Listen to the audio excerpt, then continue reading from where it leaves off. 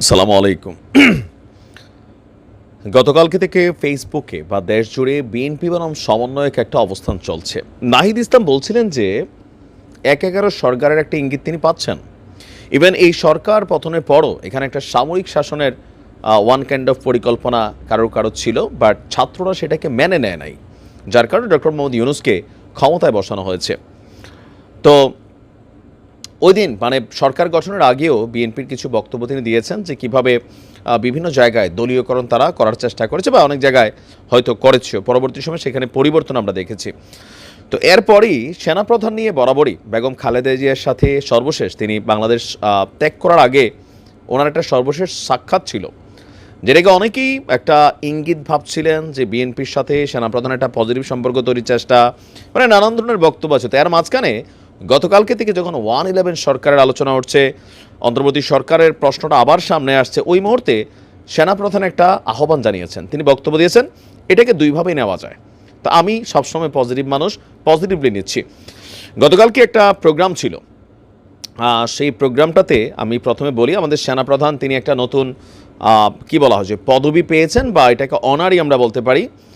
চট্টগ্রাম সেনানিবাসে the east Bengal regiment, এই সেন্টারের শহীদ এম.আর. চৌধুরী প্যারেড গ্রাউন্ডে ইস্ট বেঙ্গল রেজিমেন্টের 17তম কর্নেল অব দ্য রেজিমেন্ট অভিষেক অনুষ্ঠানে তিনি সেখানে ছিলেন এবং তিনি একটা উপাধিও পেয়েছেন।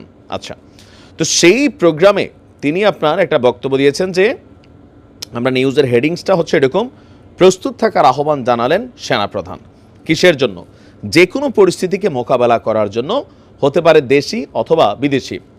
বলছেন দেশের স্বার্থে যে কোনো ত্যাগ স্বীকার করতে প্রস্তুত থাকতে হবে সেনাবাহিনীর সব সদস্যদেরকে।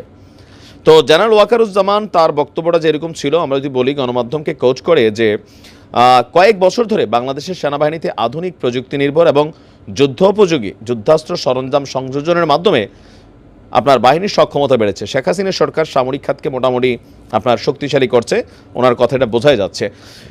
সেনাপ্রধান বলছে সেনাবাহিনীর সক্ষমতা আরও বাড়াতে ইঞ্জিনিয়ার্স ডিফেন্স ইন্ডাস্ট্রির কাজ চলমান। সেনাবাহিনীর যুদ্ধোপযোগী এবং আধুনিক যুদ্ধাস্ত্র এবং সরঞ্জাম যোগানে আমি সচেষ্ট থাকব। তারপর তিনি বলছেন যে প্রত্যেক সদস্য তাদের উপর অর্পিত দায়িত্ব সর্বোচ্চ পেশাদারিত্বের সঙ্গে পালন করবেন এবং প্রয়োজনে জীবন উৎসর্গ করতেও দ্বিধা করবেন না। তো এখানে নানান বক্তব্য তিনি দিয়েছেন, দেশে বিদেশে আমাদের সেনা অফিসারদের অর্জন বা সর্বশেষ সরকার পরিস্থিতির সময়ও সেনাবাহিনীর যে বিশেষ ভূমিকা, সবগুলো এখানে আলোচনায় ছিল। তো তিনি আসলে আমার ধারণা যে একজন সেনা প্রধান হিসাবে তিনি তার অফিসার্সদের, তার সোলজার্সদের মনোবল বাড়ানোর জন্য, ইভেন যে কোনো মুহূর্তে যুদ্ধ পরিস্থিতি বাংলাদেশেও হইতে পারে, দেশে বিদেশে যে কোনো কিছু ঘটতে পারে, যেমনটা আমরা গত 5ই আগস্ট দেখছি, আর আগের সময়টা দেখছি। So anything could be happen. আর এখন যে অবস্থানটা আছে, একটা চাপা উত্তেজনা চলছে।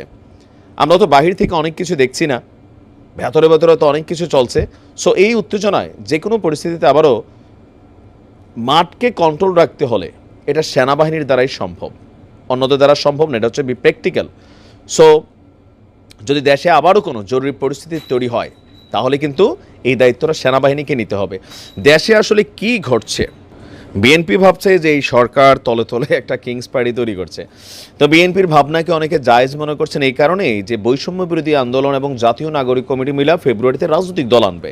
তো এই দুইটা দল কারা? এই দুইটা দলই হচ্ছে আমাদের এই ডক্টর মোহাম্মদ ইউনূস সরকারের নিয়োগদাতা, বা ডক্টর মোহাম্মদ ইউনূস তরুণদের উপর নির্ভর করেন। তিনি আন্তর্জাতিক ফোরামেও বলছেন যে আমি তরুণদের বলছি যে তোমরা পুরনোদের ফলো করো না, আমরা অনেক কিছু করতে পারি নাই, তোমরা নতুনের মতো না আগাও। আবার মেজর ডালিম বলতেছে তোমরা আগায় যাও, আমি আছি, বিপ্লবকে আরও করতে হবে।